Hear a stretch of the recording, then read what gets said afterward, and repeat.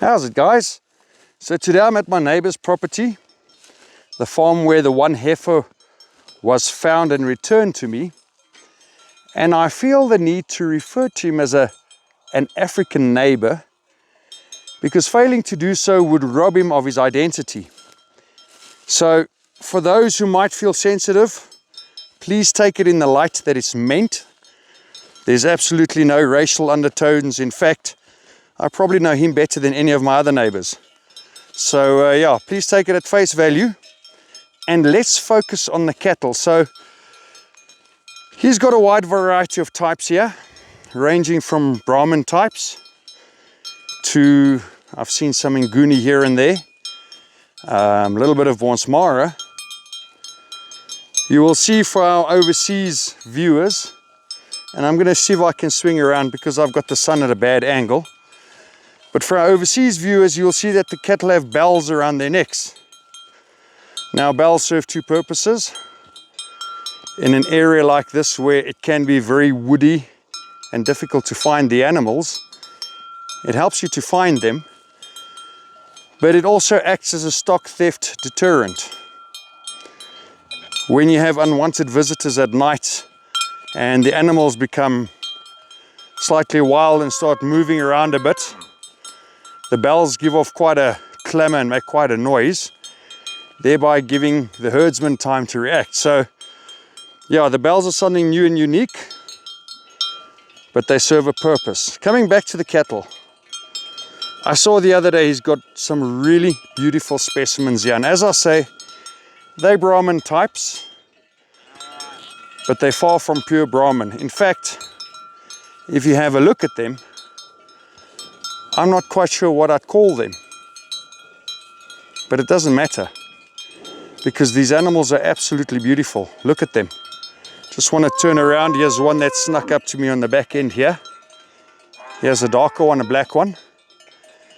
So he's got a wide variety of different types of breeds. In fact, I would call it an African composite, because that's inevitably what happens. But as you can see by their condition, they're doing very well. Now, these animals are on their way to the kraal. They get corralled up at night, closed up because of stock theft. And they're so well trained that in the afternoons they come up by themselves. So you'll find them grazing way over there on the top of the hill, which is probably a kilometer away. And late afternoon they come up themselves because they're already in the habit of coming in and being closed up at night. He's got a very nice looking bull, there it is over there, that he uses on these animals. And you can think for yourself, you have these Brahman type cows. They're not Brahman, but they're Brahman types, with what he's told me is a Bonsmara bull, and a very nice looking bull at that, I must be honest. So their progeny are going to be something totally different again, and so they carry on, and then later in they'll bring another bull, maybe of a different breed. Hello girl, just look at this, isn't this beautiful? Hello girl. These cattle don't know me, obviously not. But in any case, so there's no definite breed going on here, but it doesn't matter because look at all these calves. I sometimes think we get too hung up on specific breeds. These are tough, hardy animals. Look at that bull. Just look at him. If that's not a picture of masculinity in a bull, I don't know what is.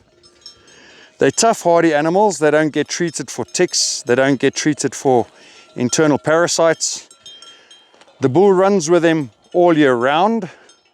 So the moment a heifer comes on heat, she will be mated or covered by the bull, and she will calf.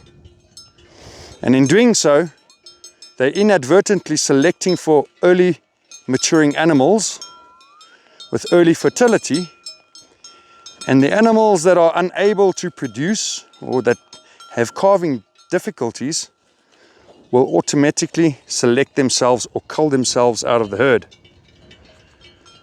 There are the two herdsmen. There we are. Hantle.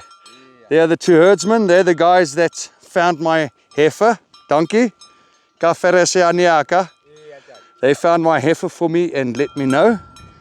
And these animals are beautiful.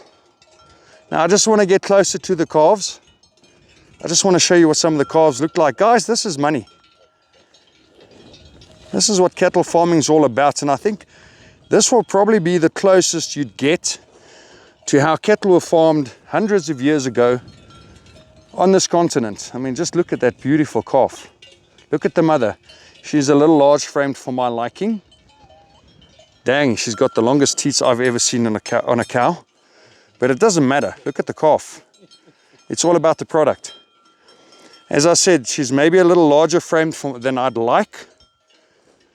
But it's not about what I think. It's about what I see before me.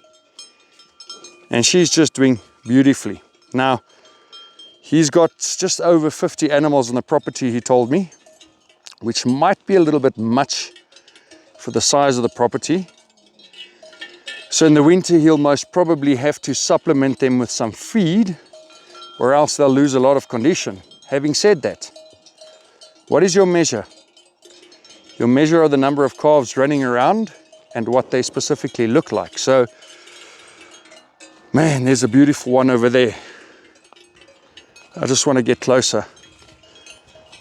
And old Chabalala's nearly going to walk in front of me and mess up my shot. Ne, Chabalala? Yeah.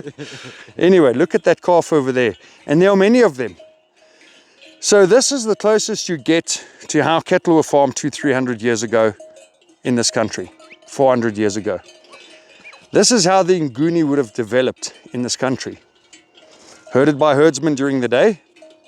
At that time there were lions and jackal and I nearly said tigers, but that's not true. Leopards and whatnot running around. Today we don't have to worry about things like that. But when it comes to short grazing periods, being closed up at night, no special treatment for ticks and internal parasites and things like that. In other words, when it came to survival of the fittest, just look at that cow. What a majestic animal. You can see she's flighty. I think she might be a handful when she has a calf. And that's the kind of animal you need. Slightly flighty, very aware of its surroundings,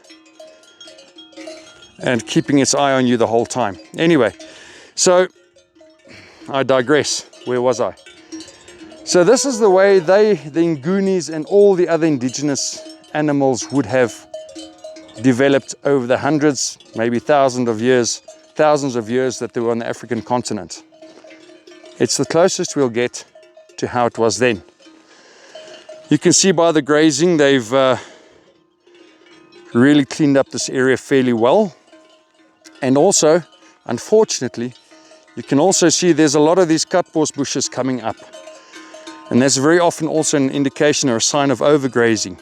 However, each one does the best he can with what he has.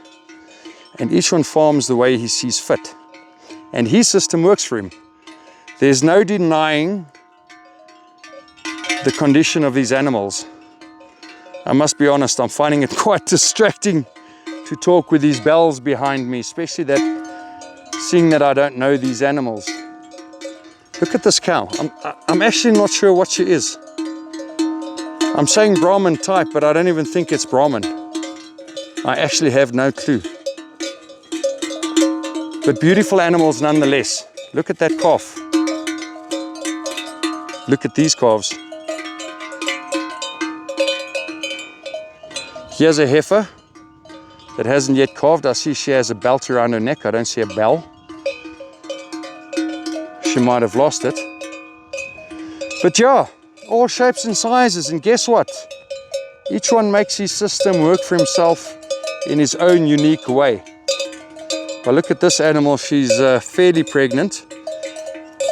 And it's quite interesting how long the teats are on these cows. They're long-legged, rangy animals. They're obviously heat-resistant and it's tough to talk with these bells. Heat-resistant and parasite-resistant. But man, there's nothing wrong with those calves. You take those calves to the auction, I think you're going to get good prices for them. And ultimately, at the end of the day, this is probably the lowest cost of production that you can find, assuming he doesn't need to buy too much feed for the winter. But all in all, I think these are some beautiful animals, traditional farming at its best. Beautiful calves, beautiful animals, just a different way of doing things.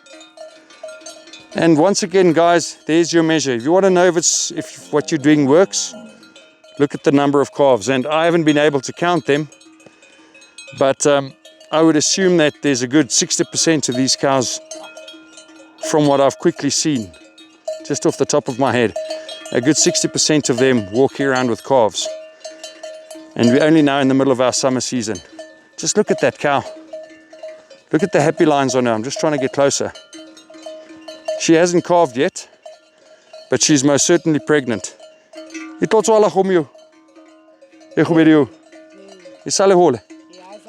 Okay, so yeah, I've just confirmed.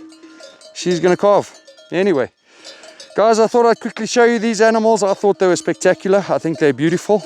As you know, I like all cattle. I have my preferences, but I like all cattle.